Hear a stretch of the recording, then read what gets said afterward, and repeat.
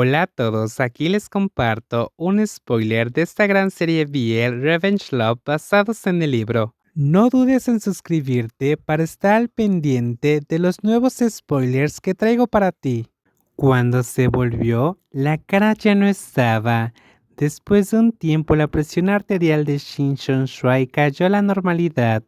Caminó hacia la ventana con piernas temblorosas y miró con valentía. No había nadie más. Esa cara justo en ese momento. Jin Shon Shuai se puso la piel de gallina.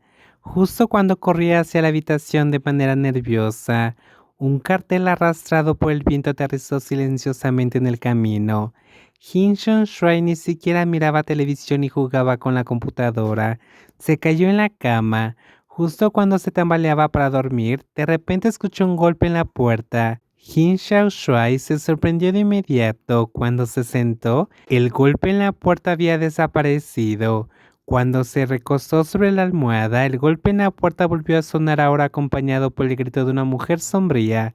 Mi hijo, mi buen hijo, ¿por qué es tu vida tan difícil? Jin Xiao Shuai estaba sudando en su cama. Li Guan bostezó afuera. Este fue el plan de Gou Shenyu llamado "No dejes que Jian duerma por la noche". Gou hizo que Lin Wan llevara una radio a la puerta de Jian.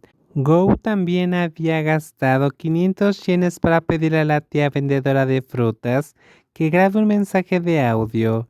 El registro se produce cada 10 minutos por 10 veces. Por novena vez, la valentía de Jin Shun Shuai ya se había derrumbado.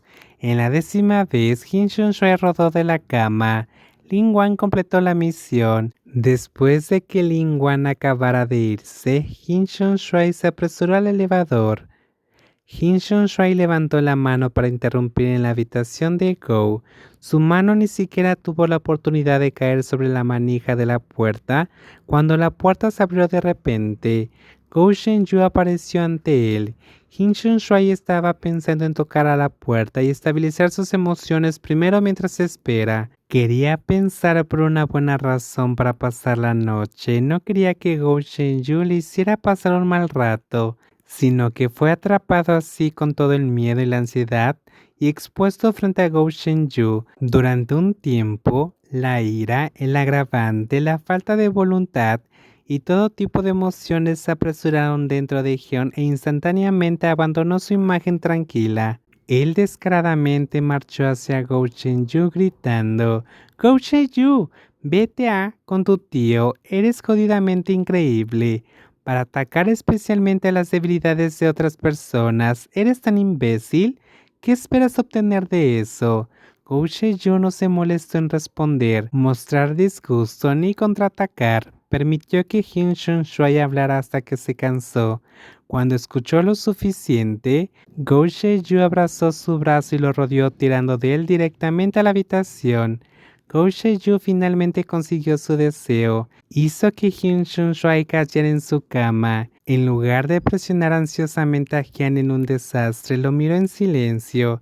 Jin Shun Shuai llevaba una camisa de algodón liso. Toda la cara se veía particularmente limpia. El costado de su rostro era suave y sus labios ligeramente elevados tenían un tipo diferente de orgullo. Tal vez se dio cuenta de repente, o durante mucho tiempo se dio cuenta de que finalmente lo atraparon. Jin Shun Shuai volvió la cara y sus ojos revelaron un toque de dolor. ¿Ves lo que hiciste? Gou Shenyu extendió la mano hacia las mejillas de Jian, frotándolas delicadamente y con resistencia. Me gustas. Jian apartó los ojos de él y miró de forma antinatural el techo. ¿Quién no te gusta? ¿Te gustan todos? Gou sonrió por lo bajo y un abrazo obligó a Jian a detenerse.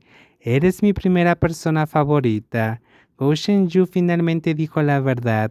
Jian es la primera persona que mueve sus nervios emocionales, hacer que esté dispuesto a resistir su sed subconsciente por agarrar y jodidamente esperar para examinar cuidadosamente su mente y apreciar el impacto psicológico de cada uno de sus movimientos en Jian. Jian Shun Shuai respondió: pero no eres el primero. Eso no es nada. Gou Shenyu fue muy generoso. Seré tu último.